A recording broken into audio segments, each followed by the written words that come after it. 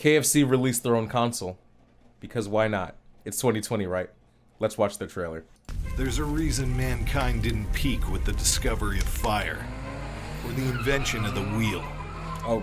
It's a feeling inside all of us that compels us to go further. It's already so Reach extra. and dream What are of these ways to random achieve the visuals? unachievable. When the odds are stacked It's against so us and it extra. seems like the entire world wants to tell us no. That's not possible. There it is. Surely that can't What be the done. hell is going on? And we look up to the stars The and monolith. say, just watch me. Because we know that rules are made to be broken. We know Oh that my dreams God. are made to be followed. That the impossible is made to be possible. They're not taking And themselves that that gaming seriously. consoles It's are still made going. to evolve. There it is. Welcome to the next level in gaming innovation. And there goes the main feature right the there. KF console. Yo, I can't believe what I just watched. Power your hunger. Power your hunger, guys. Let's go.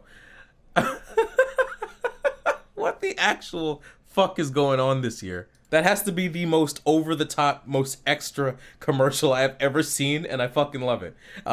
They didn't take themselves seriously. They knew that they were going to be a meme, something to be laughed at. But let's check out the specs of the actual console. So let's go over here to Coolmaster's website, and it's very much real. Here it is, the KF console on an official site.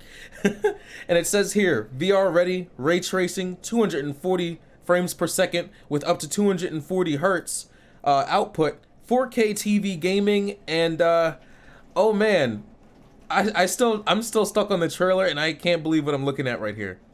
So what's the main purpose of this console? What separates it from all of the other, like, why would you pick up a PlayStation 5? Why would you get a gaming PC this year? Get the fuck out of here with that. Really? An Xbox One?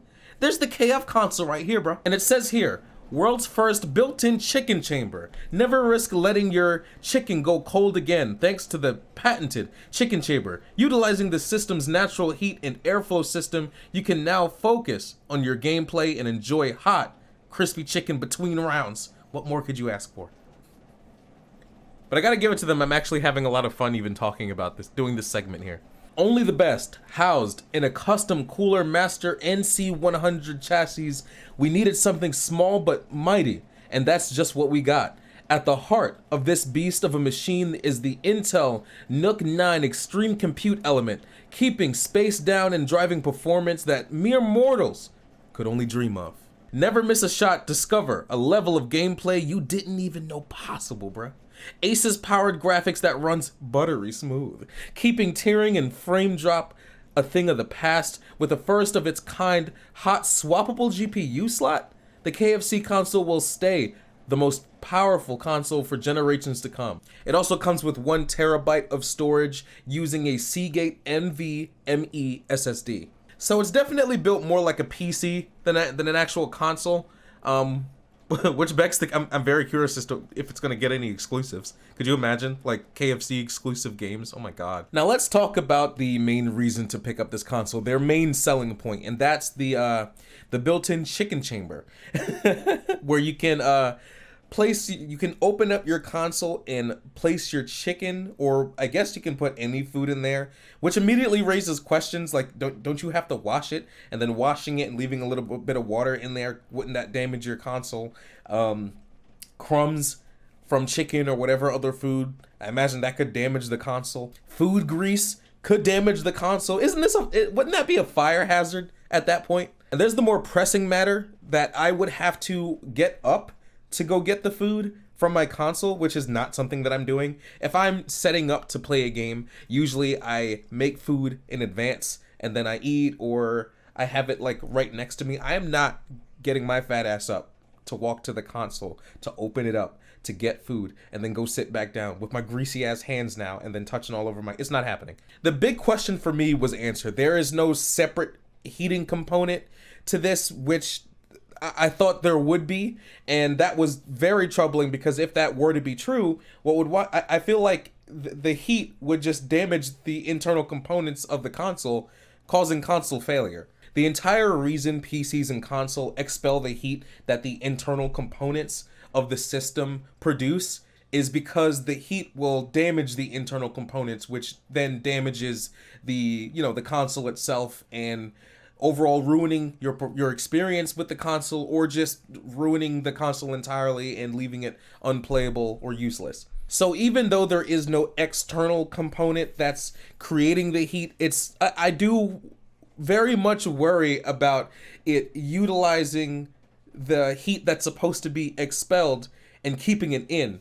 Does that not still damage the internal components of the console? Is there some form of insulation around the rest of the components that allow this console to, you know, play its games? But I guess there's like a separate. I don't understand what's going on. I really don't.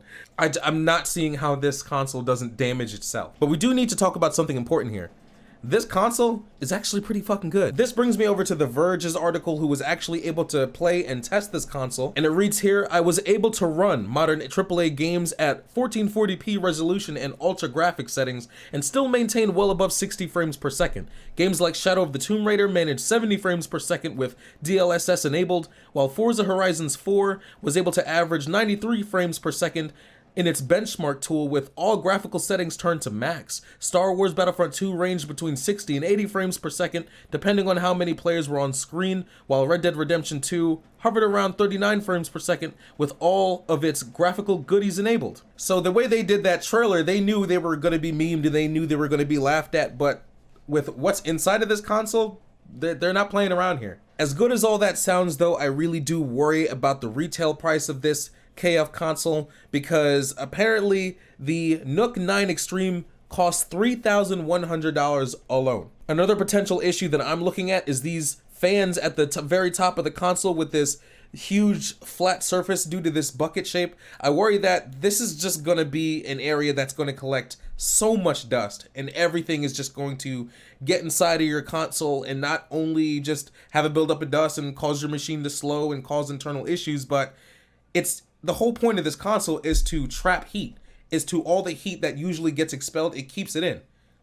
Again, is that not a fire hazard? I'm not really sure what else to say about this. I just hope that some YouTubers get their hands on this so I can watch and see how this thing plays out, because based off The Verge though, it plays really well.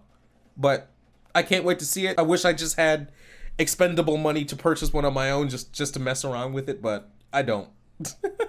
I love you all, and I'll see you in the next one. Peace.